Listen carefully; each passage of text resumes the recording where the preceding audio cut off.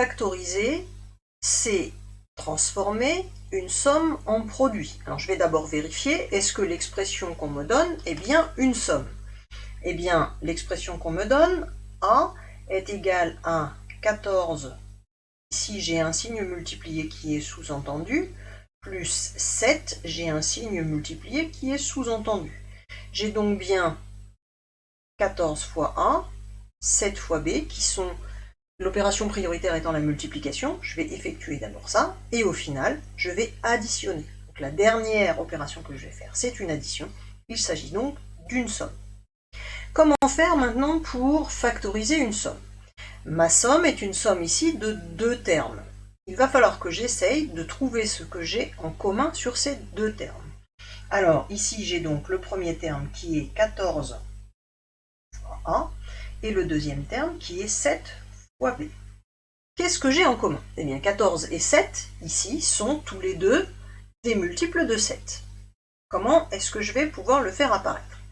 14, je vais pouvoir le remplacer par 2 fois 7.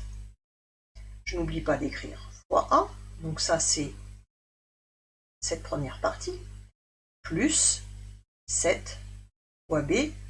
J'ai fait apparaître ici le 7 comme étant un facteur commun. Comment est-ce que ça se passe sur mon schéma? Ici, c'est égal à 2 fois 7 fois A. J'ai fait apparaître le 7 comme facteur commun. Et ici, j'avais le 7 comme facteur commun. C'est donc le 7 qui va être le facteur commun aux deux. Le 7 va être le facteur commun des deux.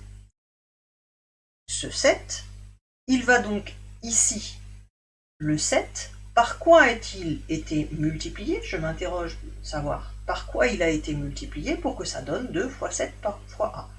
Le 7 a été multiplié par 2 et par A. Il a été multiplié par 2 fois A, c'est-à-dire 2A. Ici, le 7 a été multiplié par B. Mon 7 ici a été multiplié par 2 fois A, plus le 7 a été multiplié par B. J'ai écrit ici que le 7 est le facteur commun que j'ai mis devant ma parenthèse avec 2A plus B, ce qui se traduit sur mon schéma. Le 7 est multiplié par 2A plus B. Alors comment ça se passe dans un cas un petit peu plus complexe maintenant? J'ai maintenant cette nouvelle expression à factoriser et je constate que dans chacune des deux, j'ai x. Si je veux réécrire mon expression, ici le x est multiplié par lui-même, x carré veut dire x fois x, et ici le x est tout seul. Le x, donc j'ai dans cette case-là moins x fois x, et dans cette case-là, x. Maintenant, qu'est-ce que j'ai en commun? Le x est commun. D'accord? Le x est commun, je l'écris donc devant. Ici, par quoi? Donc si je l'écris, je vais pouvoir factoriser ici par x. Puisque c'était le facteur commun. J'avais un x ici et un x là. Un x sur chacun de mes facteurs. J'ai factorisé par x. X ici, il est multiplié par quoi? Il est multiplié par moins x. Donc ici, il est multiplié par moins x. Et ici, le x est tout seul.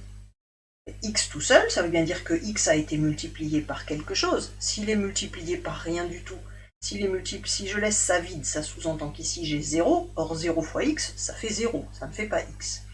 C'est bien x fois 1 qui est égal à x.